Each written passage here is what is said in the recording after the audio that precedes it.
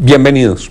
Estas son épocas complejas en nuestro país que requieren de análisis detallados en el frente económico y en el frente político. A mí me da mucho gusto saludar hoy al senador Iván Duque para que directamente entremos en materia económica que se ha convertido desde el comienzo del año en el tema de mayor inquietud en nuestro país, en todos los círculos industriales, empresariales, productivos y en los hogares colombianos. Senador, bienvenido. Muchas gracias, doctor. Un placer estar en su programa. Siempre es un gusto tenerlo por aquí y en este año que empieza a mandar unas señales tan difíciles, usted que se ha convertido como en la conciencia económica del Congreso de la República, el tema se ve muy difícil. Pues creo que es un año que arranca con muchísimas preocupaciones. La inflación creciendo y la inflación le pega muy duro, sobre todo a los hogares más vulnerables del país. Inclusive hoy nos estamos dando cuenta con mayor agudeza el error que se cometió en haber fijado el salario mínimo sin contemplar la inflación en los hogares más vulnerables, la inflación de bajos ingresos. Yo creo que este año también vamos a estar por encima de la meta de inflación, bastante pasados, y creo que eso le va a hacer mucho daño a la economía. En segunda... Venimos, perdóneme, le pregunto por inflación, es el peor enero en muchos años y convierte la cifra anualizada de inflación en una que, si ya estaban prendidas las alarmas, no deja que se apaguen pronto. Bueno, claro, es el peor arranque en mucho tiempo, pero además a mí me gusta es contrastar esto con lo que el gobierno muchas veces dice en su discurso. El gobierno dice es que nosotros estamos muy bien y lo que hay es pesimismo, porque estamos creciendo al 3%, por encima del 3%. Yo creo que esa aproximación es errada, porque si bien todos podemos aplaudir ese nivel de crecimiento, cuando comparamos a Brasil, a México, a Perú, a Chile y a Colombia, esas 5 economías, nos damos cuenta con que Colombia tiene el segundo mayor déficit fiscal después de Brasil. Nos damos cuenta con que nosotros tenemos la segunda inflación más alta después de Brasil.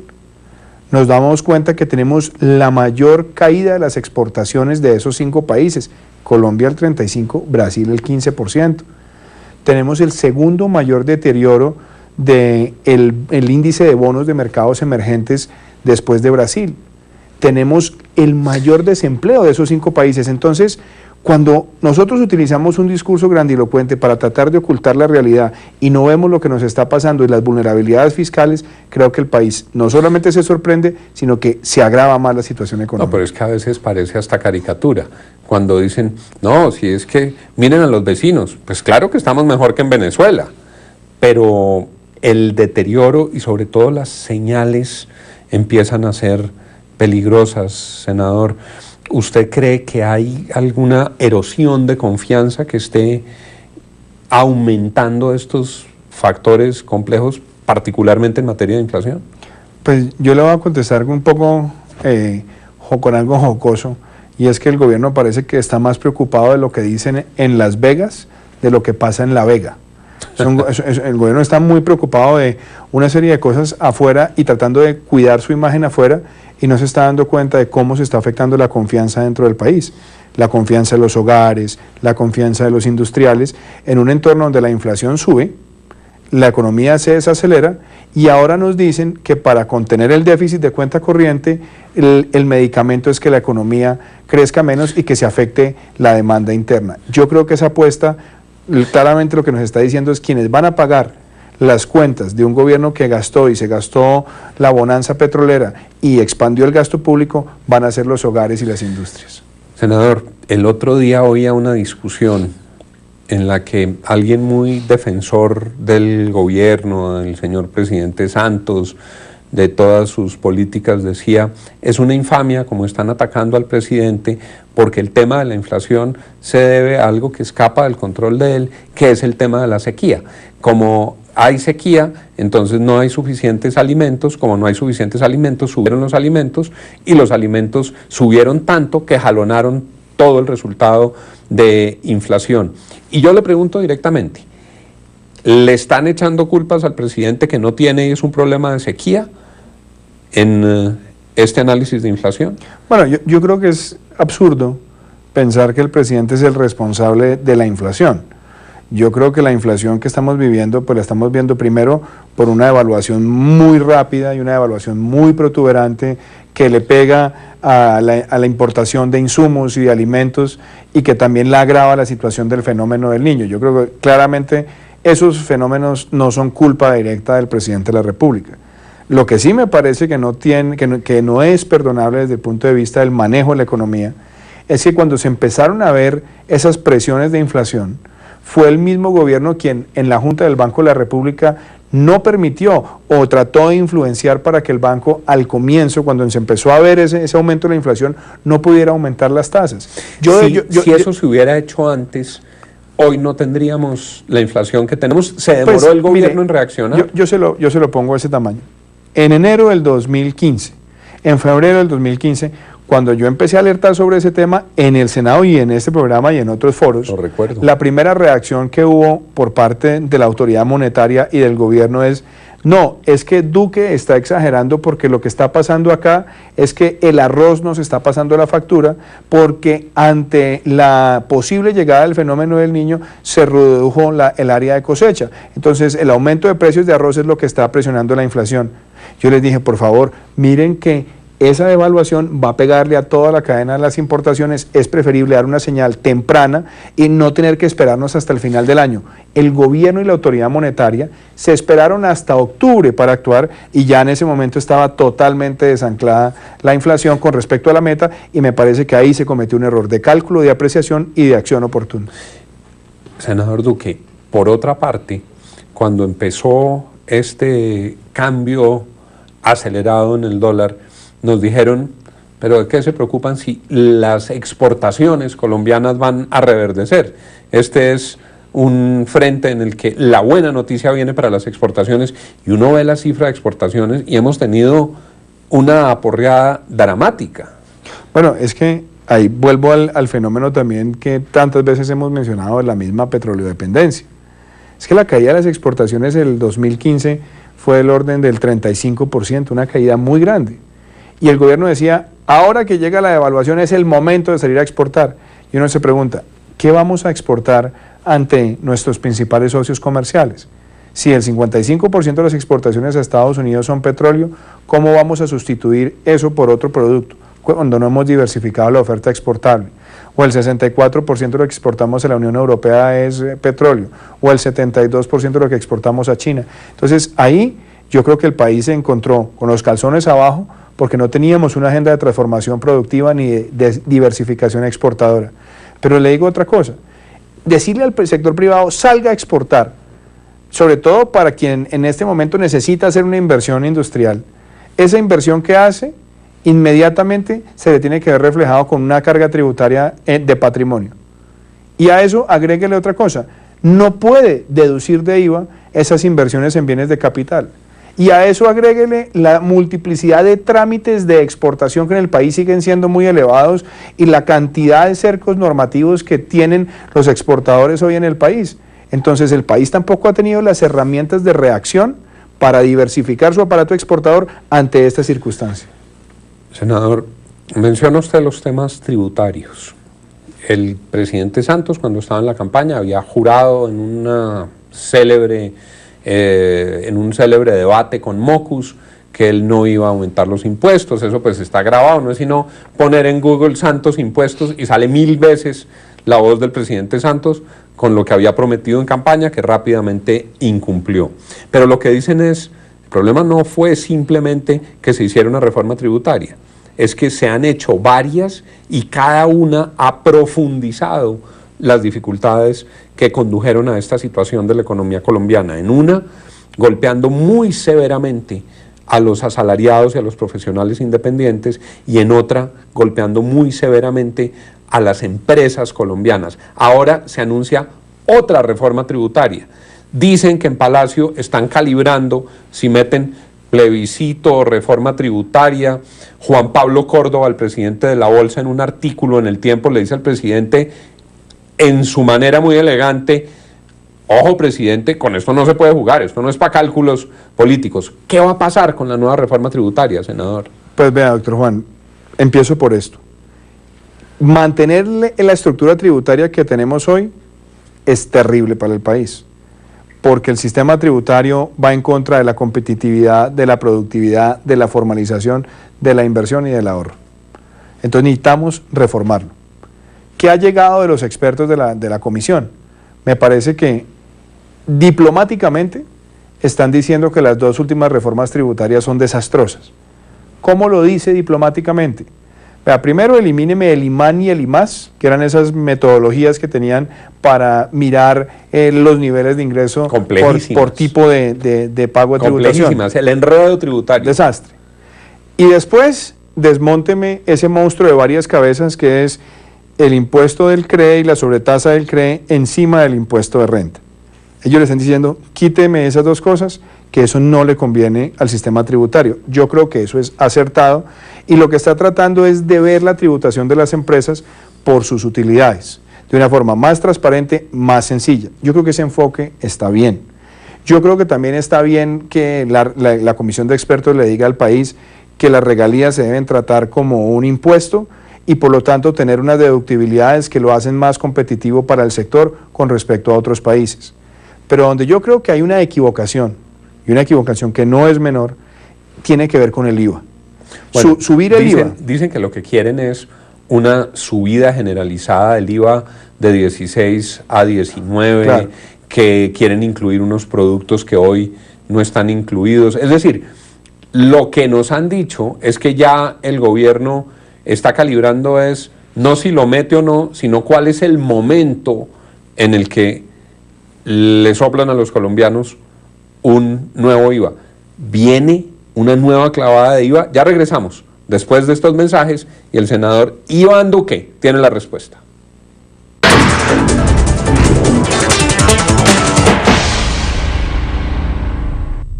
IVA.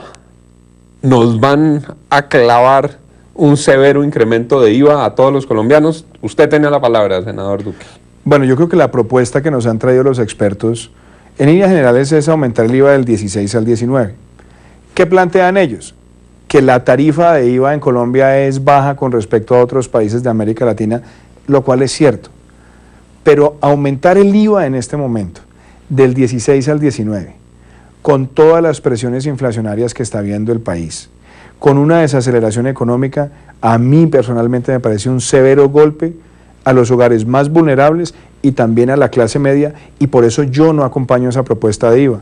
Y debo decir una cosa, doctor Juan, a mí me parece muy grave y a veces doloroso que la comisión de expertos no haya tratado de ser creativo y por lo menos presentar herramientas para minimizar la regresividad del IVA para que no se afecten los hogares más vulnerables. Eso me parece que técnicamente es imperdonable. Que hubieran buscado algún mecanismo de compensación, algún mecanismo de devolución, claro, algún mecanismo que permitiera que ese que es un impuesto que se le carga por igual a la persona más pobre que a la persona más rica tuviera un componente mayor de redistribución.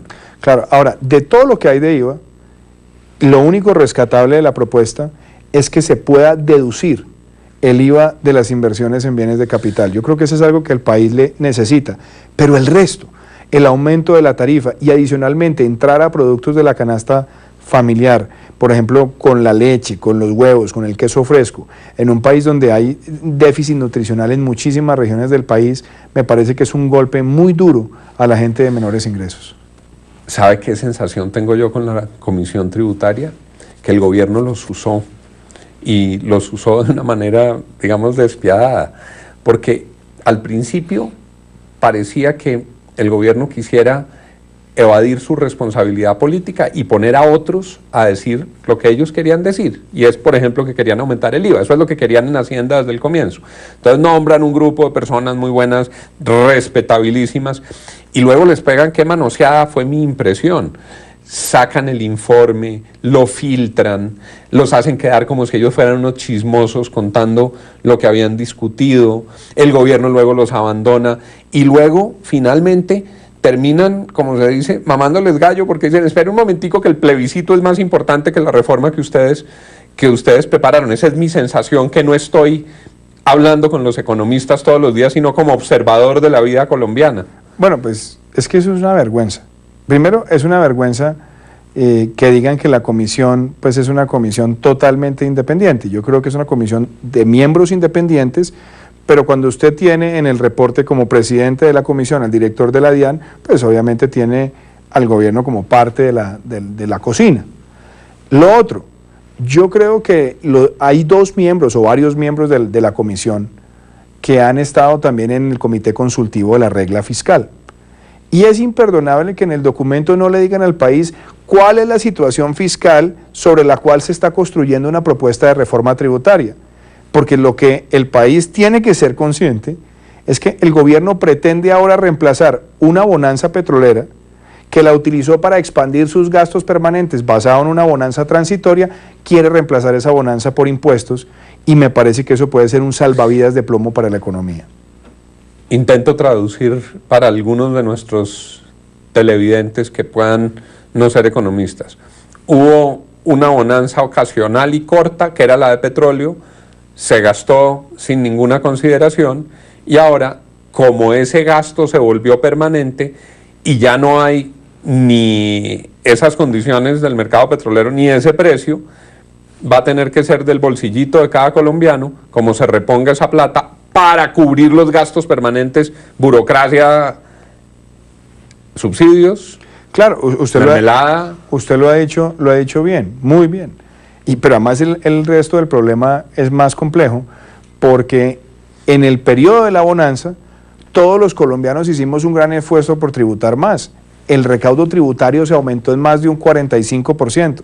Entonces imagínense, después de que el recaudo aumenta y el gobierno aumenta el gasto por encima del crecimiento del recaudo, ahora nos dicen que la factura permanente la vamos a pagar con impuestos cuando no ahorró para la época de vacas flacas. Déjeme vuelvo a otro tema que le mencionaba a raíz de ese sainete que hubo con la Comisión de Reforma Tributaria, en la que el ministro y el presidente y algunos medios y cada uno tenía un pedacito, y esto es lo que se supo de aquí, y un ministro decía que era inaudito lo que estaban proponiendo y otra ministra reaccionaba.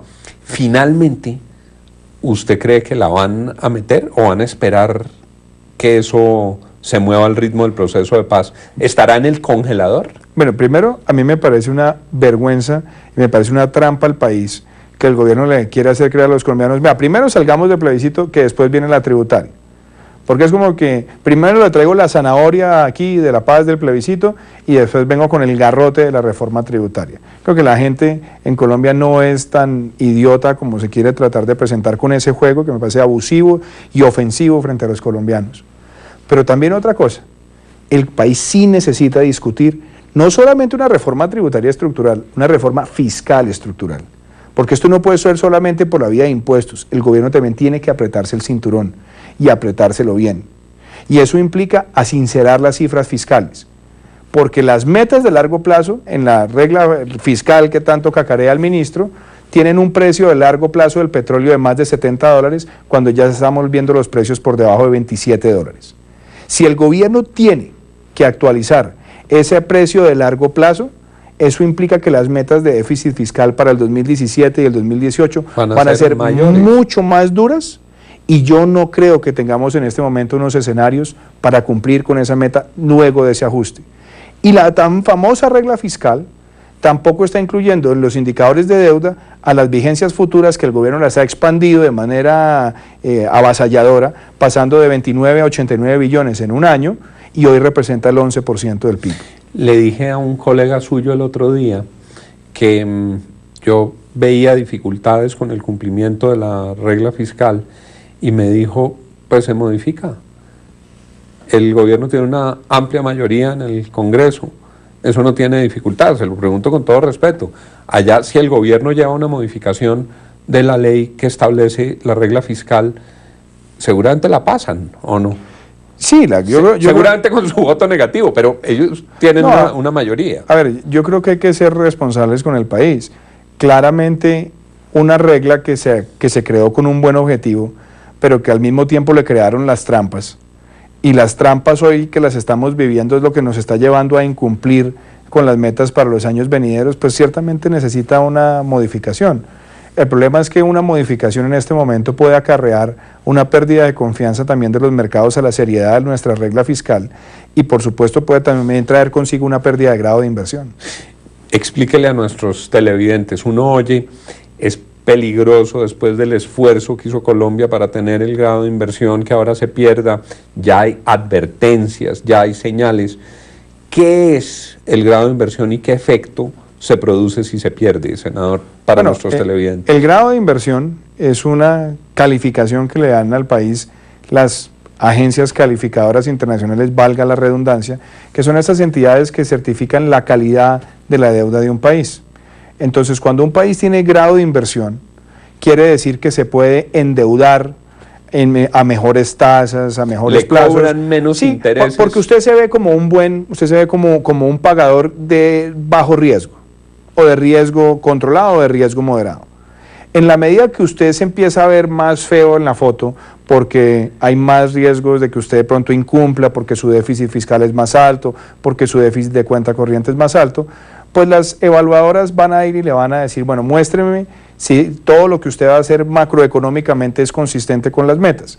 Si ven que es difícil cumplirlas, pues lo empiezan a apretar. ¿Cómo lo apretan? Bajándole los grados y le bajan el grado de inversión, y al bajarle el grado de inversión, el costo para usted endeudarse es mucho más alto y obviamente eso se repercute casi que como un efecto dominó en todo el mercado de deuda en un país. Por eso es tan importante que Colombia mantenga el grado de inversión y para mantenerlo hay que sincerar las cifras y el gobierno, debo decirlo, no lo ha hecho porque tenemos una regla fiscal a la cual le ha venido haciendo trampitas. Senador, a veces en estas polémicas que uno ve en las redes, hay gente que dice, claro, criticar es fácil, ¿usted qué haría? Y eso se lo dicen a todos los opinadores de todas las toldas. ¿Usted qué haría?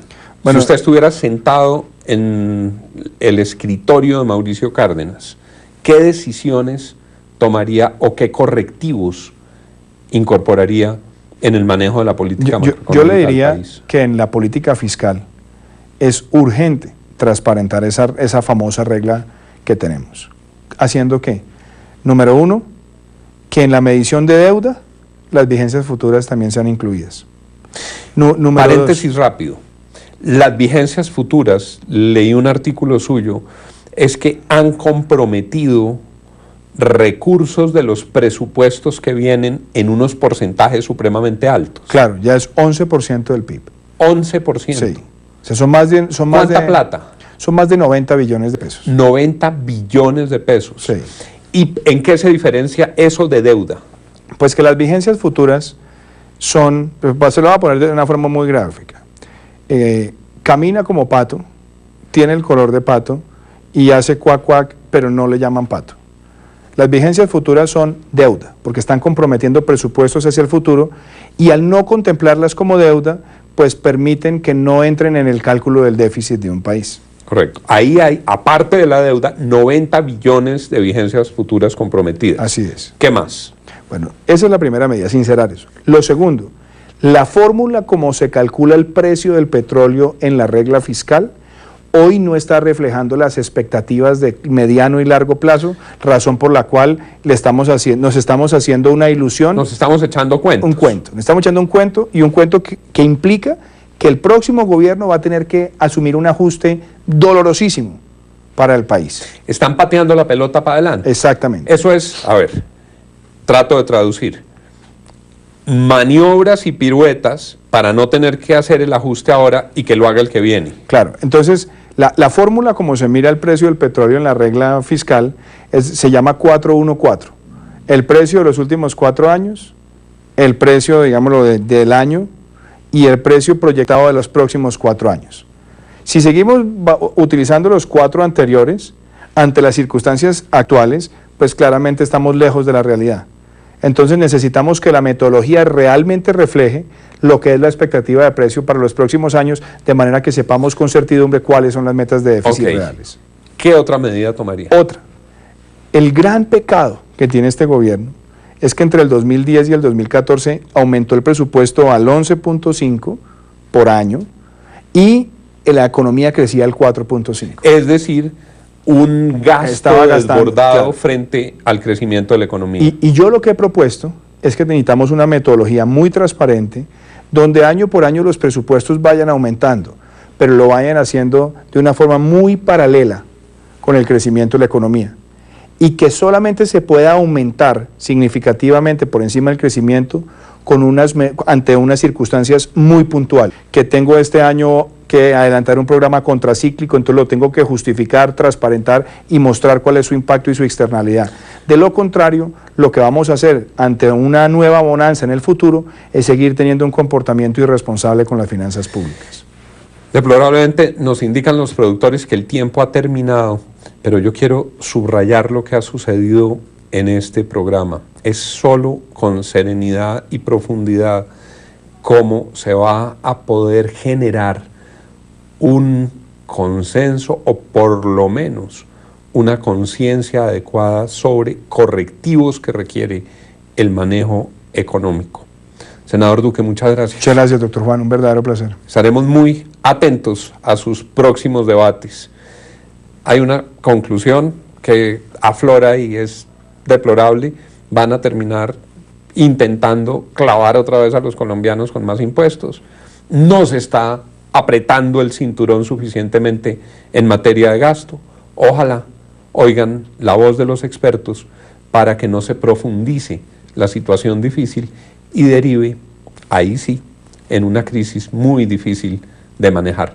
Gracias por habernos acompañado esta noche y los esperamos aquí de lunes a viernes a las 10 de la noche en La Otra Cara de la Moneda. Feliz noche para todos.